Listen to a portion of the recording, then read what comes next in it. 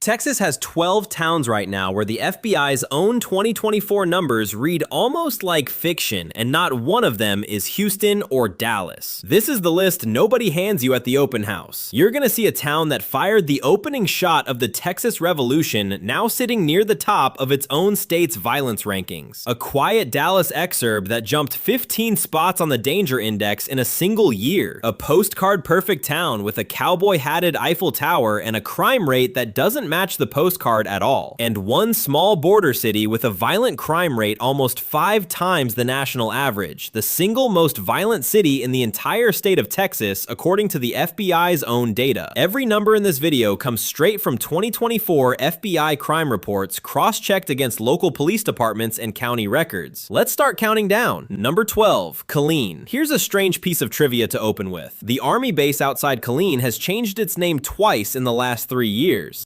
In 2023, Fort Hood became Fort Cavazos, honoring General Richard Cavazos, the Army's first Hispanic 4-star general. Then, in June of 2025, the Pentagon flipped it back to Fort Hood, this time in honor of a completely different man, a World War I veteran named Colonel Robert B. Hood. 2 name changes, 2 unrelated soldiers, the same sprawling post, home to the 1st Cavalry Division and 3rd Cavalry Regiment, and the same roughly 160,000 person city standing just outside its gates. Whatever you call the base, Killeen is built entirely around it, and in 2024, the city posted a violent crime rate of nearly 528 per 100,000 residents, about 47% above the national number. The real story isn't the rates, it's what happened to the homicide count. Killeen investigated 20 criminal homicides in 2024, spread across 19 separate cases, almost double the 12 the city recorded the year before.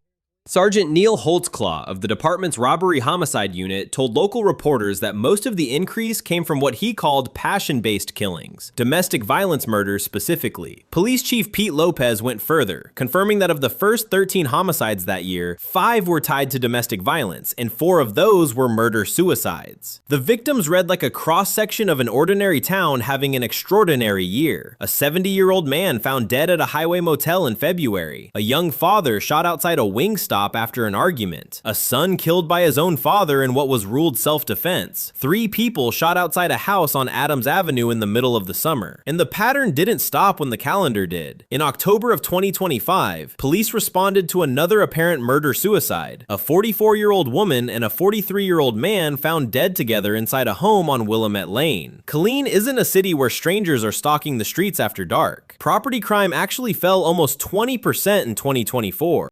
What's rising is something closer to home, in the most literal sense of that phrase, in a city where thousands of military families cycle through every single year, and where the base at the center of it all apparently can't even settle on its own name. Number 11, Webster. If Houston ever puts a person back on the moon, the paperwork will probably run through Webster first. This city of about 12,000 people sits pressed right up against NASA's Johnson Space Center, the building where Mission Control still talks astronauts through re-entry. It's the kind of pedigree that should make a town feel important and closely watched. Instead, Webster posted a violent crime rate of 537 per 100,000 in 2024, along with a property crime rate approaching 6,000 per 100,000, among the highest larceny counts of any city in the state. Drive down NASA Parkway on any given afternoon, and you'll pass hotel after hotel named for the space program, a rocket-shaped water tower somewhere in your peripheral vision, and then, without much warning,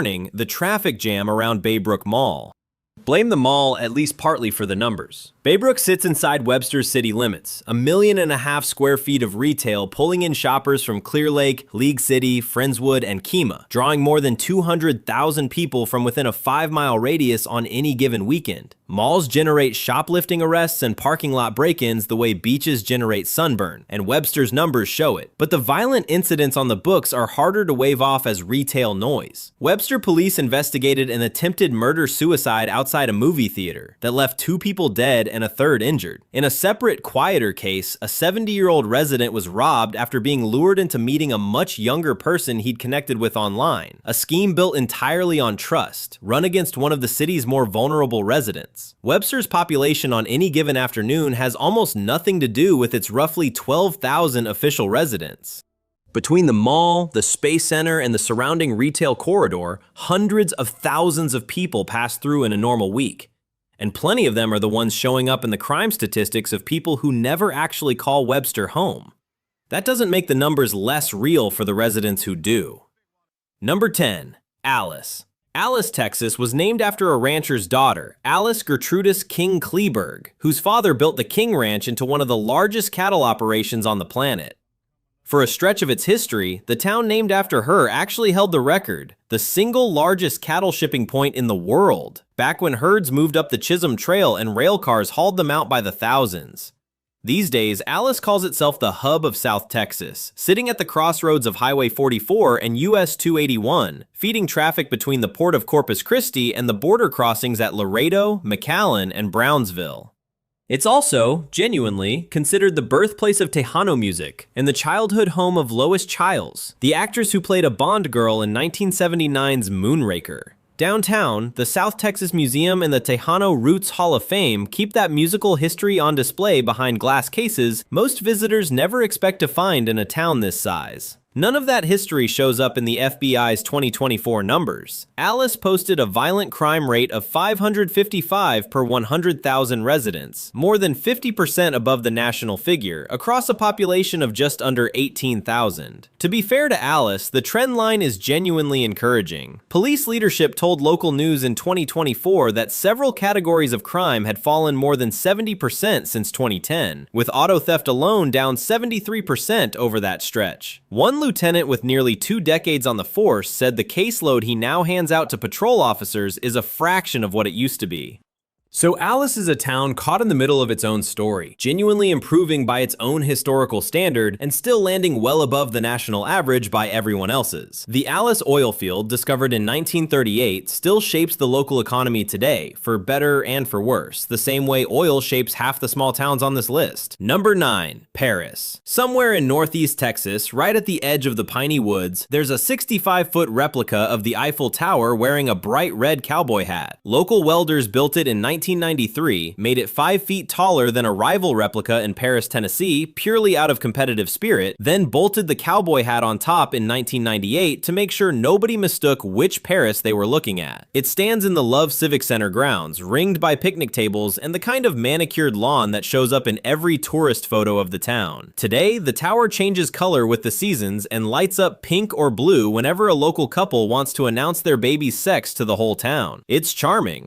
It's also standing in the middle of a Lamar County seat that the FBI's 2024 data placed well into dangerous territory. Paris posted a violent crime rate of 621 per 100,000 people, about 73% above the national number, across a population of roughly 25,000. The single most elevated crime category on the books wasn't robbery or assault, it was rape, reported at a rate nearly 3 times the national figure, according to crime data site Crime by Cities analysis of the FBI numbers. That's not the kind of statistic that fits on a postcard. Paris has survived worse than a bad crime year before. In 1916, a fire tore through downtown and destroyed most of the business district. The city rebuilt around it, and a marble fountain donated by a local philanthropist still marks that recovery in the town square today. The Eiffel Tower with the cowboy hat, built decades after that fire, was Paris deciding to be a little ridiculous about its own name instead of quietly ignoring the comparison. It's just that this particular joke comes with an asterisk the tourism board tends to leave off the postcards. Number 8. South Houston. Here's a geography trick question. Is South Houston part of Houston? The answer is no, and the reason is almost entirely a matter of timing. South Houston incorporated as its own city back in 1913, years before Houston's city limits could ever swallow it whole, which means this pocket of roughly 16,000 people sits completely surrounded by the 4th largest city in America while remaining legally permanently separate its own mayor, its own police department, its own fire department, its own city council meeting twice a month in its own municipal court. Independence hasn't bought South Houston any distance from Houston-sized crime numbers. The FBI's 2024 data put South Houston's violent crime rate at 694 per 100,000, nearly double the national average, in a city built originally on shipping produce down the old Galveston, Houston, and Henderson Railroad. A hurricane wiped out most of that original industry in 1915. The Houston Ship Channel rebuilt the local economy around manufacturing instead, and the population exploded through the 1940s, 50s, and 60s as workers moved in to fill those jobs. What's left today is a city residents genuinely defend. People who grew up there talk about the parks, the community events, and neighbors who actually know each other, while also being honest that it can feel unsafe after dark, and that the roads and the visible homelessness need real investment. Small, proud, and independent, squeezed on every side by a much bigger neighbor whose reputation it can't quite shake, even though it's never technically been part of it. Quick pause before we keep climbing this list. If you're the kind of person who actually checks FBI data before signing a lease, that's exactly who this channel is built for. So go ahead and hit that like button. Back to the countdown. Number 7, Navasota. Picture a droning, hypnotic country blues guitar line, the kind that sounds older than the road it was recorded next to. And there's a real chance you're listening to Mance Lipscomb, a farmer and musician who spent nearly his entire life in Navasota, Texas, before the folk revival of the 1960s discovered him and turned him into one of the most recorded blues artists of his generation. In 2005, the Texas legislature made it official and named Navasota the blues capital of Texas in his honor. It's a small city, just under 9,500 people, sitting where the Navasota River feeds into the Brazos, about 71 miles northwest of Houston. Downtown is still lined with the same brick storefronts that watched cotton wagons and cattle drives roll through a century ago. The kind of place where the little regional airport mostly handles small planes, and everybody still recognizes everybody at the grocery store. The 2024 FBI numbers tell a rougher story than the Blues Museum plaques do. Navasota posted a violent crime rate of 785 per 100,000 residents, well over double the national average, giving a typical resident roughly a 1 in 127 chance of being the victim of a violent crime in any given year. That's a big number for a town this size, the kind that can swing hard on just a handful of incidents given how few people live there to begin with, which is worth remembering before anyone assumes Navasota is secretly a war zone. But a number that size doesn't happen by statistical accident either. It happens because a rail town at a rural crossroads, historically built on cotton and cattle money passing through, still carries all the friction that comes with people passing through, just without the blues legend to soften how it reads on paper. Number 6, Kirby. Every Texas town seems to have an official nickname, and most of them are exactly what you'd expect. Hub city, turkey capital, that sort of thing. Kirby broke the mold entirely. Its listed nickname is the Hobo Capital of Texas, a title that traces back to its founding as a railroad settlement along the Southern Pacific Line, when transient workers and rail riders passed through often enough that the reputation simply stuck. Kirby incorporated as its own city in 1955, and has functioned ever since as a tight little enclave completely surrounded by San Antonio, reachable off Interstate 10 by way of Ackerman Road, with its own city hall, its own small police department, and a population that's hovered around 8,000 for years. The town's 2 public parks sit on opposite sides of Benz Engelman Road, one filled with baseball diamonds, the other built for general recreation, which is about as much civic ambition as a town this size usually gets. The old nickname turned out to be more prophetic than anyone probably intended. Kirby's 2024 violent crime rate came in at 825 per 100,000 residents, more than double the national average, giving residents roughly a 1 in 121 chance of experiencing a violent crime in a given year. Local crime data shows assault driving almost all of that number, reported at nearly 3 times the national rate, while murder in Kirby that year sat at 0. This isn't a city with a body count, it's a city where arguments turn physical at a rate that dwarfs almost anywhere else its size in the state, tucked quietly inside the shadow of a much bigger city that most people driving past never even realize they've left. Number 5, Cuero. Every October since 1973, the town of Cuero shuts down its main street for Turkey Fest, and the highlight of the whole weekend is the Great Gobbler Gallop, an actual foot race between a turkey raised in Cuero and a rival turkey flown in from Worthington, Minnesota to settle, once again, which town gets to call itself the turkey capital of the world for the next year. It's a genuinely sweet, slightly absurd small-town tradition, in a place that also holds the state's official designation as the wildflower capital of Texas, with a restored 1896 courthouse anchoring downtown and murals covering the sides of old brick buildings. Then, starting around 2009, the Eagle Ford shale boom found DeWitt County, and Cuero stopped being purely a turkeys and wildflowers kind of town. The county sits on the second largest shale formation in the country, and when the fracking rush hit, landmen with out-of-state license plates started crowding the county clerk's office by the dozens, hunting for mineral rights. Oilfield workers flooded in faster than housing could absorb them, and the two-lane roads in and out of town buckled under truck traffic that never used to exist. The population grew, tax revenue grew, and so did the friction that comes with a sudden influx of transient workers carrying cash and no permanent address. By 2024, Cuero's violent crime rate had climbed to 827 per 100,000 residents, more than double the national average, in a county seat of roughly 8,200 people. It's a strange kind of split identity, a town that still races turkeys down its main street every fall, while quietly posting crime numbers that would embarrass cities 10 times its size. Both versions of Cuero true at exactly the same time. Number 4. Corpus Christi. Corpus Christi runs on two separate clocks. There's winter Corpus Christi, retirees fishing off the piers, a slow Gulf breeze rolling along Ocean Drive, a genuinely beautiful stretch of South Texas coastline that earns every bit of its reputation. And there's summer Corpus Christi, when the population swells with tourists chasing the beaches on Padre Island. The port ramps up for shipping season, and according to a 2025 breakdown of the city's own neighborhood data, total crime spikes by roughly 30% between Memorial Day and Labor Day, concentrated almost entirely in the tourist zones. The seawall, the downtown waterfront, the marina. The part outsiders usually miss is the port itself. The port of Corpus Christi is the largest gateway for crude oil exports in the entire United States and a major exporter of liquefied natural gas, moving more than 200 million tons of cargo in a recent year alone. That kind of shipping volume is a massive economic engine for the region, and it's also exactly the kind of infrastructure that drug trafficking tends to piggyback on, which shows up downstream in the city's crime data even when nobody's watching the water. For 2024, the FBI recorded a violent crime rate of 864 per 100,000 in Corpus Christi, more than double the national average, along with 27 murders across a population just over 316,000. The incidents keep arriving in ways that read like ordinary disputes gone permanently wrong. In one recent case, an 18-year-old named Donovan Insinia was shot and killed in what police described simply as a dispute over services rendered. The kind of small, almost sourceless argument that somehow ends with someone's mother left without answers weeks later. Corpus Christi calls itself the sparkling city by the sea, and on a clear February morning, it earns that title completely. Just check which season it is before you fall in love with the skyline. Number 3. Crandall.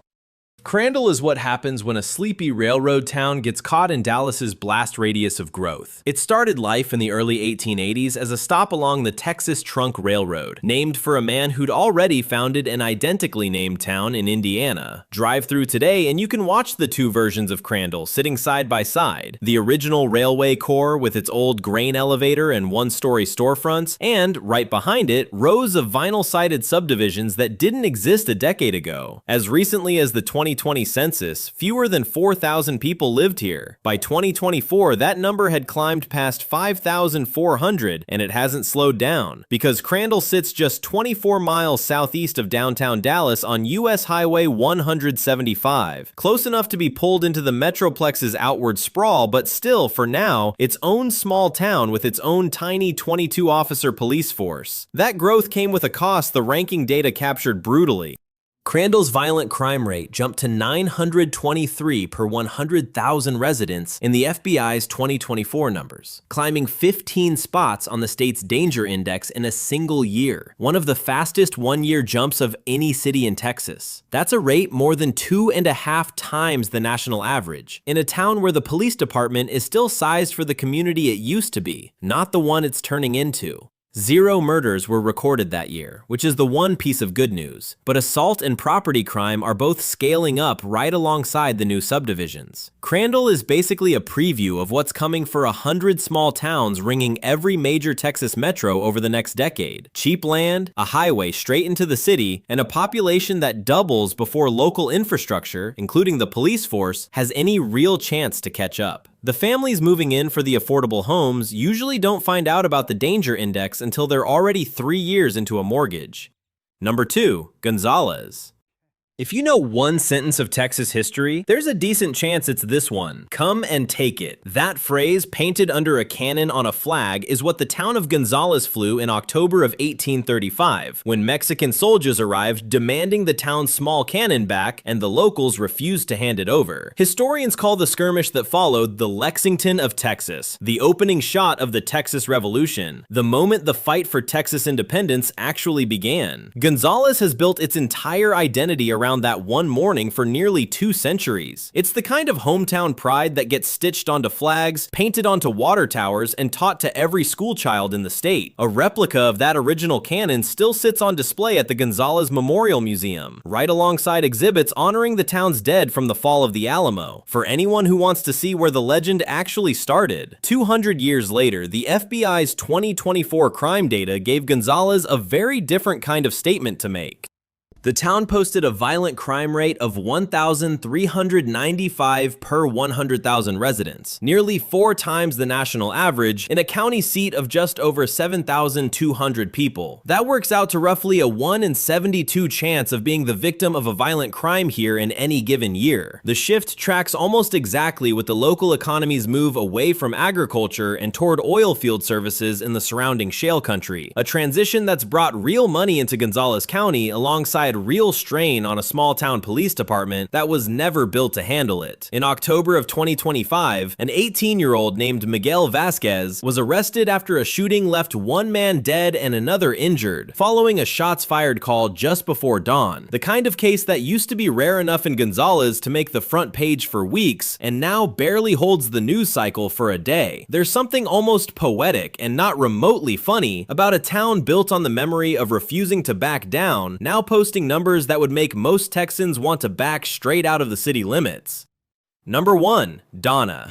Every number on this list has been building toward this one. Donna, Texas, population 16,781, sits in Hidalgo County, a short drive from the Donna-Rio Bravo International Bridge, a modest 2-lane crossing over the Rio Grande that connects the town to Rio Bravo, Tamaulipas on the Mexican side. In 2024, Donna posted a violent crime rate of 1,758 per 100,000 residents. That's not just the highest number on this countdown. According to the same FBI data used to rank every other city on this list, it's the single highest violent crime rate of any city in Texas out of the more than 360 the analysis covered, nearly 5 times the national average. And unlike most of the towns on this list, Donna's number isn't primarily a murder story. The city recorded 0 homicides that year. It's a story about sheer volume. 265 aggravated assaults alone in a town this size is a figure that shouldn't be mathematically possible without something structural going seriously wrong. The individual cases from the last 2 years fill in what the statistic alone can't.